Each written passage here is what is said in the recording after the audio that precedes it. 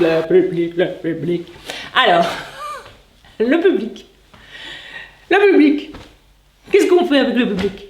Parce qu'il est gentil, le public. Il ne faut pas avoir peur du public. Il ne faut pas avoir peur des gens qui sont en face de vous. Imaginez que ce sont vos amis. Est-ce que vous avez peur de vos amis?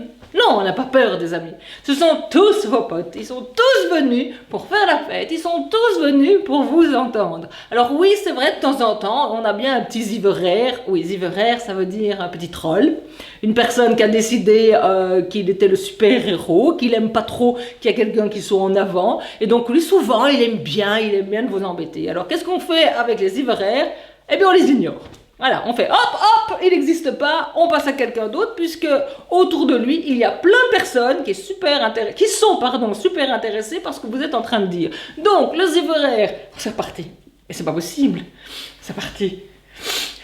Donc, le ziveraire, on le balaye, hop, hop, hop, on saute au-dessus de lui, et on s'occupe surtout des gens qui sont là pour vous. En général, vous savez, une fois qu'on ne s'occupe pas d'eux, ils arrêtent.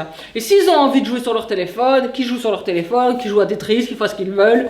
Mais on ne va pas s'inquiéter pour une personne, alors qu'il y a 10, 20, 30, 40, 100, 1000 personnes, parce qu'on est au Zénith, qui s'intéressent à vous et à votre conférence. Souvent, quand vous allez ignorer la personne, vous allez avoir son voisin, la personne derrière, qui vont certainement lui demander de se calmer et on n'en parlera plus. Donc, le ziveraire, qu'est-ce qu'on en fait?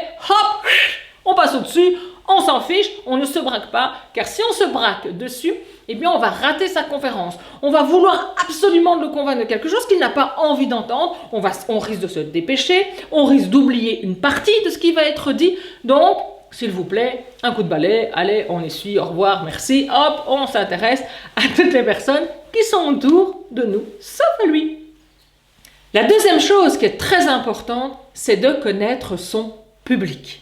C'est-à-dire, on doit connaître leurs besoins, leurs envies, leurs inquiétudes. Qu'est-ce qui va faire que votre discours va être beaucoup plus impactant? C'est de connaître les histoires de la société. Si vous venez pour une conférence, de pouvoir peut-être les intégrer dans votre conférence, dans votre discours, dans votre prise de parole, pour qu'ils puissent se sentir concernés et que surtout vous utilisez un langage qui correspond aux gens qui se trouvent en face de vous. Que vous soyez en réunion, que vous soyez dans une prise de parole comme un conférencier, que vous soyez un big boss, l'important est de connaître les besoins, les désirs, les envies des personnes qui sont là pour vous écouter et aussi d'utiliser le langage qui correspond aux personnes qui sont là en face de vous. La troisième chose, c'est ne stressez pas. Alors, vous allez me dire, c'est bien facile, mais comment on fait pour ne pas stresser?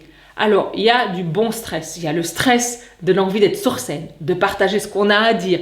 On a, c'est vrai, toujours cette petite inquiétude. Est-ce que ça va être bon? Est-ce qu'ils vont apprécier? On peut se poser ces questions. Mais si vous êtes prêt, que vous connaissez votre matière, votre expertise, votre texte, si vous avez bien votre carte routière à l'esprit, il n'y a pas de souci. Si vous êtes stressé, le public le sentira, il se sentira mal à l'aise et vous n'allez pas avoir une bonne relation. Donc, on se prépare, on se calme et surtout on retient que vous avez en face les meilleurs amis du monde. Une dernière chose, ne quittez jamais votre auditoire du regard. Écoutez-le, soyez avec lui et vous verrez que cette prise de parole se passera extraordinairement bien. Et voilà, c'est tout pour aujourd'hui. Je vous souhaite encore une fois de merveilleuses aventures professionnelles, amateurs, dans la prise de parole en public. Et je vous dis à bientôt dans la prochaine vidéo.